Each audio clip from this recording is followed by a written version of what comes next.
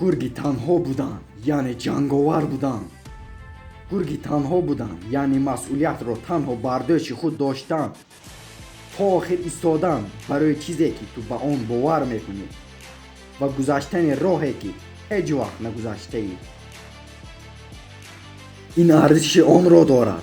باور کن، درک کن، قبول کن که در هر حالت از طرف دوستانت، عائلت یا که از طرف اهل جامعه که یک رو میجین و ناامید هستند عکس العمل منفی میباشد.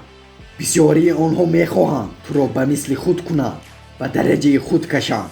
سبب مقابلت آنها به تو فکرانی آنها است. تو میخوای به راه روی که آنها نرفتند. تو دلیرانه قرار میکنی و به سوی مقصد عالیه حرکت میکنی. حس دلیری به آنها بیگانه است. برای همین هم آنها مقابل تو میشوند. این را درک کن. اگر آنها یگان وقت فهمند که تو راه خود را راه درست را انتخاب کرده ای و آنها برای رفتند که آن را گروه دیگر آدمان انتخاب کردند، آنها آزردگی را، بدجهلی را و غم و کینه را حس میکنند و در آخر همه این را از تو میبینند. اما تو راحت را دوام ده و به خود خاطر رسان کن که هیچ کس حقوق ندارد چطور زندگی کردنت را و جای تو کجا بودنش را حل کند. این را تنها تو میتوانی حل کنی.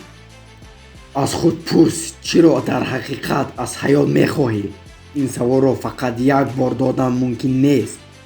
این سوال را هر روز به خود ده، چون که در راه پرمشقت هر روز جهان بینی از وسیع شدن میگیرد و تو هر روز از حیات چیزی بهتری را نسبت به دیروز میخواهی.